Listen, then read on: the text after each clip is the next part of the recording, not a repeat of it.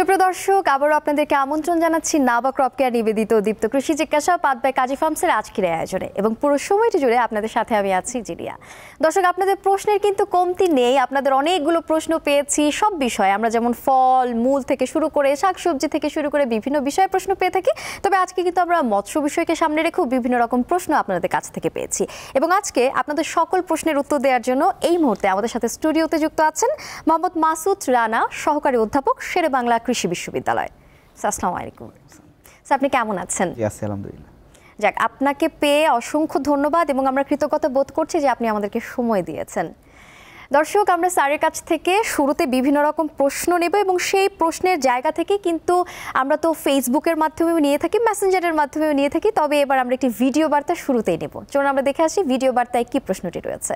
আসসালামু আলাইকুম, আমি মোহাম্মদ নাজমুল ইসলাম, আমি বোলা চরপেশন থেকে বলছি। আমি 1 বিঘা পুকুরে বেশ কিছু পাঙ্গাস মাছ চাষ করেছি। আসন্ন অনুরূপ আমার মাছ বৃদ্ধি পাচ্ছে না। এখন আমার করণীয় কি, আপনাদের কাছে পরামর্শ চাচ্ছি। স্যার, উনি যেমনটি বলছিলেন যে তার মাছ বৃদ্ধি পাচ্ছে না, সেক্ষেত্রে তার করণীয়টা কি হবে? আমাদের মাছের বৃদ্ধির জন্য যে প্যারামিটারগুলো বা যে ফ্যাক্টরগুলো দায়ী, হয়তো কোনো একটা ওনার মিসিং হচ্ছে। যেমন আপনি জানেন, হয়তো আমরা জানি শীতকালে সাধারণত মাছের গ্রোথ রেট একটু কম থাকে। যেহেতু আমাদের শীতকাল আমরা পাস করছি আর কি, ইতিমধ্যে আমাদের কিছুটা গরমের আবহাওয়া শুরু হয়েছে। তো রীতিমতো আমাদের শীতকালে কিন্তু মাছের যে হজম শক্তি বা ডাইজেশন রেট কিন্তু অনেকাংশে কমে যায়। ফলশ্রুতিতে ওনার মাছের গ্রোথ রেট বা বৃদ্ধিটা একটু কম ছিল।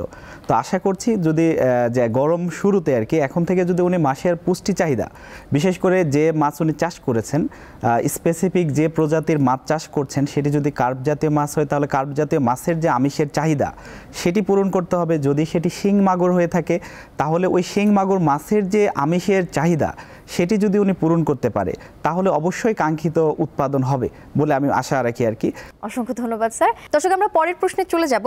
আমাদের কাছে রংপুরের মিঠাপুকুর থেকে মোহাম্মদ তোফাজ্জল একটি প্রশ্ন পাঠিয়েছেন। তিনি বলেছেন যে আমার 55 শতকের জলাশয় থেকে শীতের মাঝামাঝি সময়ে সমস্ত মাছ বিক্রি করে দিয়েছি। এখন নতুন করে শিং মাছের চাষ করতে চাই। ভালো উৎপাদনের জন্য কিভাবে পুকুর প্রস্তুত করব? এখন তিনি পুকুরের প্রস্তুতির বিষয়টি আপনার কাছ থেকে জানতে চেয়েছেন। সবার আগে দরকার আমার ভালো একটা পুকুর প্রস্তুতি বা ব্যবস্থাপনা। কারণ আমরা যদি শুরুতেই ভালোভাবে প্রস্তুতি না করি তাহলে কিন্তু সারা চাষকালীন সময় বিভিন্ন ধরনের রোগবালাই বা বিপদ আপদ হতে পারে। তো পুকুর শিং মাছের জন্য আমাদের সাধারণত শিং মাছ চাষ করার জন্য একটা পুকুর যেটি নির্বাচন করা হয় সেটি সাধারণত 30 থেকে 50% পুকুর হলে ভালো হয়। কারণ খুব বড় পরিসরের পুকুর হলে একটু ম্যানেজমেন্ট বা সেটা ব্যবস্থাপনা কঠিন হয়ে যায়। সেক্ষেত্রে এই 50 শতকের মধ্যে পুকুর ওনাকে নির্বাচন করতে হবে এবং শুরুতেই যে পুকুরটাতে মাছ চাষ করবেন সেখানে ওনাকে তলাটা শুকিয়ে নিতে হবে, মানে পরিপূর্ণ পানিটাকে শুকিয়ে বা এটিকে মানে কাদা যেটি আছে সেটিকে শুকাইতে হবে। এরপরে এই কাদাতে উনি প্রতি শতাংশে 1 কেজি করে চুন এবং যদি সম্ভব হয় 10 গ্রাম করে পটাশিয়াম পার ম্যাঙ্গানেট দেওয়ার পরে ওনাকে এটিকে একটি চাষ দিতে হবে। চাষ দিয়ে 7 দিন রোদের মধ্যে এটিকে উন্মুক্ত করে রাখতে হবে, যাতে এই মাটির যে জীবাণু বা এই ধরনের যে মাছের ক্ষতিকর কোনো যে জীবাণু যদি মাটিতে থেকে থাকে সেটি কিন্তু ওই সময় ধ্বংস হবে। এর পরবর্তীতে ওনাকে যেটি দেখতে হবে ওই পুকুরের আশেপাশে কোনো পার ভাঙা আছে কিনা, সেই পার মেরামত করতে হবে। পুকুরের হয়তো দিনের কমপক্ষে 40 থেকে 50% সময় সূর্যের আলো যেন পৌঁছে এই ব্যবস্থায় বাধা দেয় এমন কোনো যদি গাছ থাকে সেই গাছের যে অতিরিক্ত আগাছা বা ডাল আছে সেগুলো কেটে দিতে হবে যাতে তার পুকুরে পর্যাপ্ত পরিমাণ সূর্যালোক পড়ে। আর এরপরে ওনাকে যেটি করতে হবে পানি দিতে হবে পুকুরে। পানিটা অবশ্যই ডিপ টিউবওয়েল থেকে দিতে হবে, কোনো পুকুর থেকে দেওয়া যাবে না, কারণ অন্য পুকুর থেকে দিলে সেখানে অন্যান্য রোগ জীবাণু প্রবেশের সুযোগ থাকে। সেক্ষেত্রে গভীর নলকূপের পানি দিতে হবে 3 থেকে 5 ফিট। তবে প্রথম ধাপে উনি 3 ফিট পানি দিবেন। 3 ফিট পানি দেওয়ার পরে ওনাকে মাছের প্রাকৃতিক খাদ্য উৎপাদনের ব্যবস্থা করতে হবে। যেহেতু উনি পোনা মজুত করবেন সেক্ষেত্রে ওনাকে প্রতি শতাংশে 350 গ্রাম ইউরিয়া এবং 300 গ্রাম করে টিএসপি ওই পুকুরে ছিটিয়ে দিতে হবে। টিএসপিটা গুলিয়ে দিলে ভালো হয়। সেক্ষেত্রে উনি 3 দিন পরে ওই পানি পরীক্ষা করে দেখবেন যে এখানে কোনো ধরনের সুজি দানার মতো ফাইটোপ্লাঙ্কটন দেখা যাচ্ছে কিনা, যেটিকে আমরা মাছের প্রাকৃতিক খাদ্য বলে থাকি। যদি সেখানে উনি ফাইটোপ্লাঙ্কটন বা সুজি দানার মতো পানি উদ্ভিদ কণা দেখতে পান সেক্ষেত্রে তখন তিনি মাছ ছাড়ার জন্য পুকুরটি প্রস্তুত হয়েছে বলে ধরে নিতে পারেন। তখন ওনাকে যেটি করতে হবে কোনো একটি ভালো হ্যাচারি থেকে অথবা নার্সারের কাছ থেকে ওনাকে শিং মাছ এনে এখানে মজুত করতে হবে। চমৎকার স্যার। দর্শকের পর্যায়ে আমরা তৃতীয় প্রশ্নে যাব। প্রশ্নটি করেছেন যে ফাল্গুন মাসের শেষে কার্প মাছের নার্সারি শুরু করলে কি তা লাভজনক হবে, এমন একটি প্রশ্ন রেখেছে, এবং যদি লাভজনক হয় তাহলে কিভাবে শুরু করা উচিত এই ব্যাপারে জানতে চেয়েছেন। তিনি প্রশ্ন করেছেন সাগর প্রামাণিক, তিনি ত্রিশাল ময়মনসিংহ থেকে আপনার কাছে প্রশ্নটি রেখেছেন। মাছ চাষ এবং মাছের সাথে সংযুক্ত প্রত্যেকটি ব্যবসায় কিন্তু লাভজনক। আমরা 1 কেজি মাছের রেণু বা ডিম পোনা থেকে সাধারণত আমরা কিন্তু 3 থেকে 3.5 লাখ পোনা উৎপাদন করতে পারি, যদি সেই রেণু বা সেই বাবা মা মাছ যদি ভালো মানে কোনো সোর্সের হয়ে থাকে। সেই ক্ষেত্রে উনি যে নার্সারির ব্যবসাটা আমি মনে করি স্বল্প সময়ে অধিক লাভবানের একটি ব্যবসা, কারণ উনি যদি মাছ চাষের মাছের জন্য প্রস্তুতি নিতেন বা উদ্যোক্তা হতেন, সেক্ষেত্রে দেখা যাচ্ছে একটা লম্বা সময়, বিশেষ করে 8 মাস, 1 বছর, 1.5 বছর পর্যন্ত ওনাকে ওনার লভ্যাংশ বা লাভের জন্য অপেক্ষা করতে হয়। সেক্ষেত্রে কার্প মাছের নার্সারি কিন্তু মাত্র 1 মাসের একটা বিজনেস বা ব্যবসা। কারণ এখানে আপনি দেখেন, উনি যদি একটা পুকুরে যদি উনি 3 কেজি মাছের রেণু বা ডিম পোনা ছেড়ে থাকেন, এখান থেকে উনি 9 লাখ পোনা পাবে 1 মাসের মধ্যেই। তো 9 লাখ পোনা যদি উনি 1 টাকা কেজি দরেও বিক্রি করেন, মানে 1 টাকা পিস হিসেবে, তাহলে তো উনি 9 লাখ টাকা পাচ্ছেন। ওনার হয়তো হচ্ছে খরচ হবে 3 কেজি রেণুর দাম হয়তো 15,000 টাকা, খাবার বাবদ আরও হয়তো 1.5 লাখ টাকা, পুকুর ম্যানেজমেন্ট সব মিলায়। তো এখান থেকে আমরা বুঝতে পারছি যে রেণু বা থেকে নার্সারি যে যারা আছেন, এই ব্যবসাটা খুবই অল্প সময়ে লাভজনক একটা ব্যবসা। তবে উনি যেটি জানতে আরও চেয়েছেন কিভাবে শুরু করবেন, ওনাকে যেটি করতে হবে যে আমি লাভজনক করতে হলে অবশ্যই আমাকে বিজ্ঞান ভিত্তিক যে নিয়মকানুন আছে সেটি মানতে হবে। ওনাকে যে পুকুরটি নির্বাচন করতে হবে নার্সারি করার জন্য, সেটি সাধারণত 25 থেকে 30% ঊর্ধ্বে না। কারণ ছোট যখন অবস্থায় প্রত্যেকটি প্রাণীর কিন্তু একটু নার্সিং প্রয়োজন হয়, এই কারণে তো উনি নার্সারিতে আসছেন। তো বড় যদি পুকুর হয় সেখানে ব্যবস্থাপনাটা একটু কঠিন হবে। সেক্ষেত্রে ওনাকে 25 থেকে 30% একটি নার্সারি পুকুর নির্বাচন করতে হবে, যেটি খোলামেলা সূর্যের আলো পড়ে এরকম। শুরুতেই ওনাকে পুকুরটি পরিচর্যা করে এখানকার যে কোনো ধরনের রোগ জীবাণু যেন না থাকে সেক্ষেত্রে চুন প্রয়োগ করতে হবে। এবং সাধারণত যে আমাদের রেণু পোনার জন্য সবচেয়ে গুরুত্বপূর্ণ হচ্ছে বিভিন্ন ধরনের যে পোকা, পানিতে হাঁস পোকা টাইপের এক ধরনের পোকা থাকে, এই পোকাগুলো কিন্তু রেণুকে খেয়ে ফেলে। তো এই পোকাগুলোকে ধ্বংস করার জন্য ওনার পুকুরে কিন্তু সুমিথিয়ন দিতে হবে। সুমিথিয়ন দিলে কিন্তু পোকাগুলো মারা যাবে। এরপরে ওনাকে দেখতে হবে যে আমি যে হ্যাচারি থেকে ডিম পোনা বা রেণু নিব, সেই হ্যাচারি কি গুণগত মানের রেণু উৎপাদন করে কিনা। তার জন্য ওনাকে সেই হ্যাচারিটা নির্বাচন একটা গুরুত্বপূর্ণ বিষয়, কারণ ভালো পোনা পেতে হলে অবশ্যই সেই পোনার সোর্স বা বাবা মাছ যেটি ব্রুড মাছ বলি, সেটি কিন্তু ভালো হতে হবে।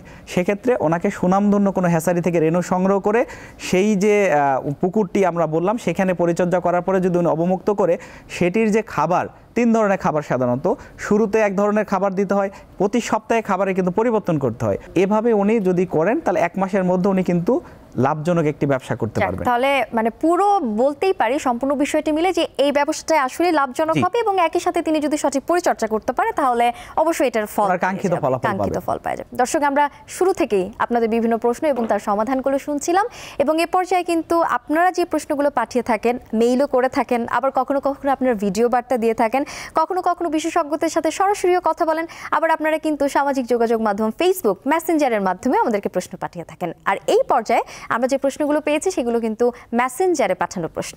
তাই আমরা শুরুতেই মেসেঞ্জারে পাঠানো প্রথম যে প্রশ্নটি রয়েছে, সাবিনা ইয়াসমিন করেছেন চৌগাছা যশোর থেকে। তিনি জানতে চেয়েছেন শীতের শেষে গরমের আবেশ পড়তে শুরু করেছে, এবং আমি ও আমার বাবা মিলে 2টি পুকুরের কার্প জাতীয় মাছের মিশ্র চাষ করতে চাই, এবং মাছের মজুদ ঘনত্ব কেমন হলে ভালো হয় সেই বিষয়টি তিনি জানতে চেয়েছেন। আমরা একটি পুকুর যখন মাছ চাষের জন্য চিন্তা করি, আমরা এখানে মাছ চাষ করব, তখন আমাকে চিন্তা করতে 2টা বিষয়, যে আমি এই পুকুরে সর্বোচ্চ ব্যবহার কিভাবে করতে পারি। আবার এটিও চিন্তা করতে হয় যে আমি সর্বোচ্চ ব্যবহার করতে গিয়ে এত বেশি মাছ ছেড়ে ফেললাম, মাছের গ্রোথ বা উৎপাদন হচ্ছে না। তো শুরুতেই যদি আমি সেই মজুদ ঘনত্বটা নির্বাচন করতে পারি, যে আমি কতটুকু মাছ এই পুকুরে আমি সর্বোচ্চ দিতে পারবো, কি মাছ কি অনুপাতে দিতে পারবো। তো আমরা যদি উনি যেহেতু কার্প জাতীয় মাছের চাষ করতে চাচ্ছেন, এটি অত্যন্ত লাভজনক মাছ, তো সেক্ষেত্রে আমাদের মৎস্য অধিদপ্তর বেশ কয়েকটি মডেল দিয়েছে। তা আমি ওনাকে একটি মডেল সাজেস্ট করছি, যেটি উনি যদি অনুসরণ করে উনি ওনাদের যে কাঙ্ক্ষিত স্বপ্ন সেটি পূরণ করতে পারবেন।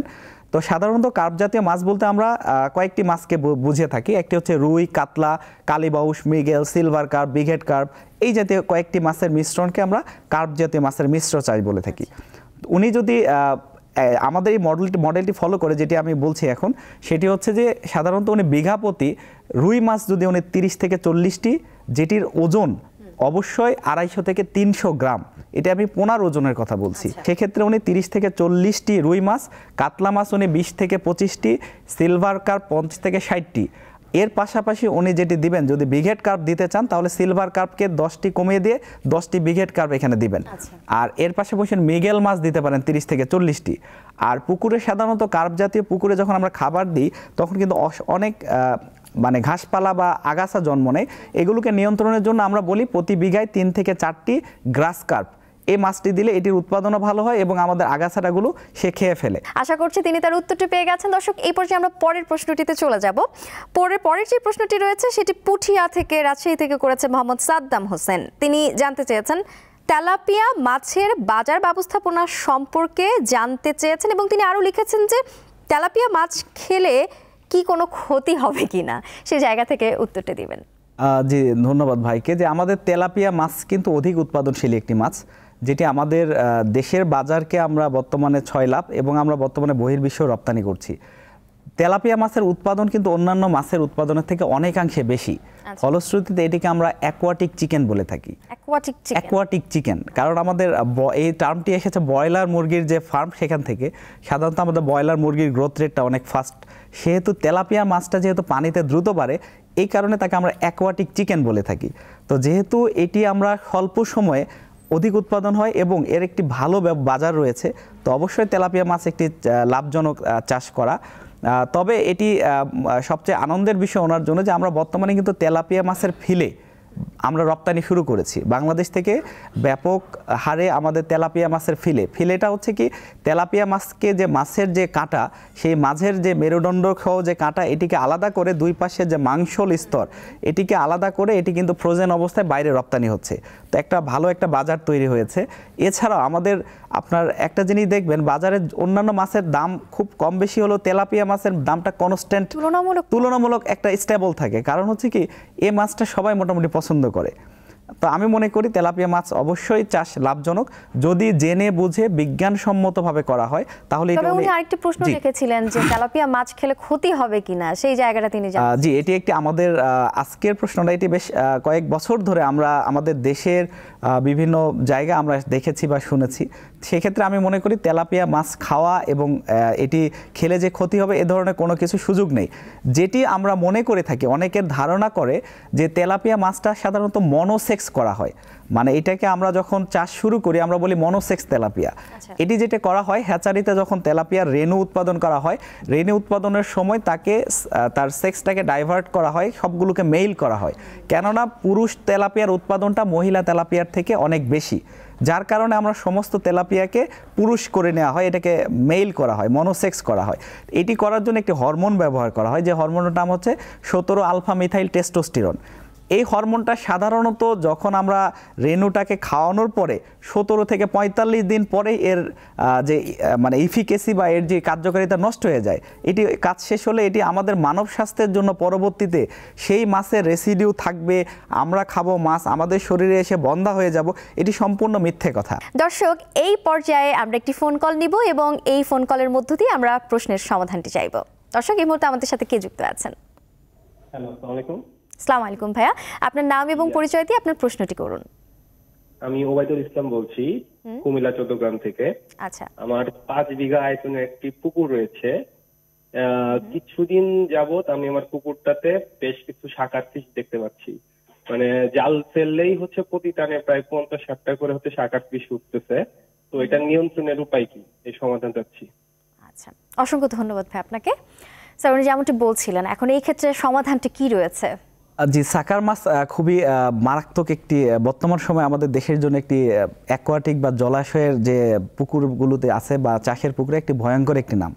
এটি হলো দক্ষিণ আমেরিকার একটি মাছ, যেটি আমাদের দেশে সাধারণত অ্যাকোরিয়াম থেকে আসছে বলে আমরা ধারণা করে থাকি। যে হয়তো আমরা এটি সৌন্দর্য বর্ধনের জন্য অ্যাকোরিয়ামে নিয়ে এসেছিলাম, অ্যাকোরিয়াম থেকে আমাদের কোনো কারণে এটি আমাদের অ্যাকোরিয়াম বাসা বাড়ি চেঞ্জ করা বা কোনো কারণে এটি আমরা পুকুর অবমুক্ত করেছি। সেখান থেকে পুরা বাংলাদেশের সমস্ত জলাশয়ে কিন্তু এখন সাকার মাছ দেখা যাচ্ছে।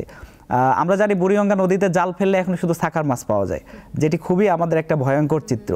তো এই মাছটির আমাদের এমন অবস্থায় চলে গেছে যে আমাদের যে বাংলাদেশের সবচেয়ে বড় প্রাকৃতিক প্রজনন ক্ষেত্র হালদা নদী, সেখানে পর্যন্ত সাকার মাছ পাওয়া যাচ্ছে।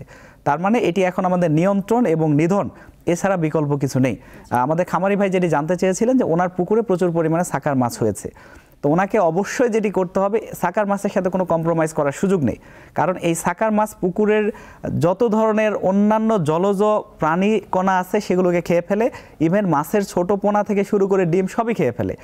সেক্ষেত্রে এছাড়াও বড় মাছকে যেটি করে, সে ডিরেক্টলি তো বড় মাছকে খেতে পারে না, তখন বড় মাছকে তার যে সাকার মাছের যে চামড়াটা খুবই কাঁটাযুক্ত, সে বড় মাছকে যদি সেটি দিয়ে সে আঁচড় দেয় বা সেটিকে আক্রমণ করে, বড় মাছের ক্ষেত্রে আইস উঠে যেতে থাকে, ওখান থেকে কিন্তু সেকেন্ডারি ইনফেকশন হয়ে আস্তে আস্তে মাছটি মারা যায়। তো সেক্ষেত্রে ওনাকে যেটি শুরুতেই করতে হবে, পুরো পুকুরটি শুকিয়ে ফেলতে হবে। এখানে সাকার মাছ নিয়ন্ত্রণের একটাই উপায়, পুকুর শুকিয়ে ফেলে কাদায় ব্লিচিং পাউডার ব্যবহার করতে হবে। মানে সাকার মাছ বা সাকার মাছের ডিম সহ যদি কোনো কিছু কাদায় থেকে থাকে, পরবর্তীতে যেন সেখানে কোনো ধরনের সেটি আর ফিরে আসার সুযোগ না থাকে, এজন্য পুকুরের তলায় কাদায় উনি বিঘা প্রতি 10 কেজি করে ব্লিচিং পাউডার যদি ব্যবহার করে, তাহলে এভাবে 10 থেকে 15 দিন যদি রেখে দেয়, তাহলে দেখা যাচ্ছে পুকুরটি কিন্তু পরিপূর্ণ সাকার মুক্ত হবে। এবং পরবর্তীতে যদি উনি ডিপ টিউবওয়েল থেকে পানি প্রবেশ করান, তাহলে আর অন্য কোনো জায়গাতে আসবে না, এটা সুযোগ নেই। স্যার, আমরা একদম শেষ পর্যায়ে চলে এসেছি এবং শেষ মুহূর্তে আরেকটি প্রশ্ন আপনার কাছ থেকে জানতে চেয়েছেন, প্রশ্নের সমাধান জয়পুরহাট থেকে জানতে চেয়েছেন যিনি, তিনি বলেছেন যে আমার পুকুরের পানি শীতকালে একেবারেই শুকিয়ে গেছে এবং নতুন করে মাছ মজুত করতে চাই, পুকুরের গভীরতা কত হলে বাংলা মাছ চাষ করা ভালো হবে? লিখেছেন শ্রী অখিল চন্দ্র মণ্ডল, জয়পুরহাট থেকে। যে বাংলা মাছ বলতে আমরা সাধারণত কার্প জাতীয় মাছকে বলি, যেটি আমরা আমাদের দেশে বাংলাদেশে আমরা 80-র দশক থেকে চাষ করে আসছি, এই কারণে এগুলোকে বাংলা মাছ বলা হয়ে যায়। যেটি আমরা আগেই বলছিলাম যে রুই, কাতলা, কালীবাউস, মৃগেল, এগুলোকে আমরা কার্প মাছ বলি। তো সাধারণত কার্প জাতীয় মাছের জন্য আমরা পানির গভীরতাটা 5 থেকে 6 ফিট হলে আমরা এটিকে আদর্শ পানির গভীরতা বা কার্প জাতীয় মাছের জন্য এটি পরিমিত পানি বলে আমরা মনে করি। তবে ওনাকে দেখতে হবে যে উনি কোন জাতীয় মাটি ওনার এলাকায়, যদি দোআঁশ মাটি হয় নাকি এঁটেল মাটি, না সেখানে অন্য কোনো মাটি, সে মাটির গুণাগুণ এবং পানির গুণাগুণ দুটি ঠিক রাখতে হবে। সেটির জন্য ব্যালেন্স করে যাতে ওনার পানির পিএইচটা 6.5 থেকে 7.5-এর মধ্যে থাকে, এবং এমন পরিমাণে উনি পানি রাখবেন যাতে ওই পুকুরে প্রাকৃতিক খাদ্য উৎপাদনটা হতে থাকে, যেমন সেটি উদ্ভিদ কণা হতে পারে, প্রাণীজ কণা হতে পারে, সেটা ওনাকে নির্ধারণ করতে হবে। সূর্যের আলো যে জায়গাটা পতিত হচ্ছে, মানে সূর্যের আলো ওনার পানির কমপক্ষে যেন 1.5 থেকে 2 ফিট পতিত হয়, বাকি যেন আরও ওনার ওখানে 3 ফিট অতিরিক্ত জায়গা থাকে। কারণ যখন প্রচণ্ড রোদ হয়, বিশেষ করে গ্রীষ্মকালে দেখা যাচ্ছে আমাদের দাবদাহ শুরু হয়, তখন মাছ যেন এমন হয় না যে এত কম পরিমাণ পানি আছে যাতে মাছ গরমে নিচে আশ্রয় নিতে পারছে না। সেই ক্ষেত্রে আমি বলবো ওনাকে 5 থেকে 6 ফিট পানি এর মধ্যে যদি উনি রাখেন, সেটি মাটি এবং অন্যান্য প্যারামিটারের উপর নির্ভর করে, তাহলে উনি ওনার কাঙ্ক্ষিত উৎপাদন পাবেন বলে আশা করি। বাহ, চমৎকার স্যার, আপনাকে অসংখ্য ধন্যবাদ। আমরা আশা করছি যে আবারও আপনাকে অন্য কোনো পর্বে পাবো এবং বিভিন্ন প্রশ্নের সমাধান নিয়ে আপনি আবারও আমাদের মাঝে থাকবেন। আপনাকে অসংখ্য ধন্যবাদ, সেই সাথে দীপ্ত টিভি এবং নাবা কপক্রিয়াকে অসংখ্য ধন্যবাদ এই সময় একটি যুগোপযোগী একটি আয়োজন করার জন্য। স্যার, আপনাকে অসংখ্য ধন্যবাদ। দর্শক, আপনাদের বিভিন্ন প্রশ্ন পাঠাতে পারেন এই ঠিকানায়। প্রযোজক দীপ্ত কৃষি জিজ্ঞাসা, দীপ্ত টিভি 7A গ, তেজগাঁও শিল্প এলাকা, ঢাকা 1208, অথবা ইমেল করতে পারেন krishi@dipto.tv-তে। আরও তথ্য পেতে ফোন করুন 01-787-682-832 এই নাম্বারে, বা কমেন্ট করতে পারেন আমাদের দীপ্ত কৃষি ফেসবুক পেজে। দর্শক, আমরা কিন্তু বিভিন্ন প্রশ্ন এবং তার সমাধান নিয়ে প্রত্যেক পর্বে হাজির হয়ে যাই, এবং আগামী পর্বের জন্য অবশ্যই আপনারা ফেসবুকে মেসেঞ্জারের মাধ্যমে আমাদেরকে প্রশ্ন পাঠাতে পারেন। এছাড়াও আপনার প্রশ্ন পাঠাতে পারেন ইমেইলের মাধ্যমে। এছাড়া চাইলে আপনারা ভিডিও বার্তা পাঠাতে পারেন। এছাড়া আরও একটি অপশন আপনাদের জন্য খোলা রয়েছে, সেটি হচ্ছে আপনার সরাসরি বিশেষজ্ঞদের সাথে কিন্তু ফোন কলে কথা বলে আপনার প্রশ্নটি রাখতে পারেন। দর্শক, সেই জায়গা থেকে আমরা অপেক্ষায় থাকলাম পরের প্রশ্নগুলোর জন্য। আজকে এ পর্যায়ে এখানেই শেষ করছি নাবা ক্রপ কেয়ার নিবেদিত দীপ্ত কৃষি জিজ্ঞাসা পাওয়ার্ড বাই কাজী ফার্মসের এই আয়োজনটি। সবাই ভালো থাকবেন, সুস্থ থাকবেন, ধন্যবাদ।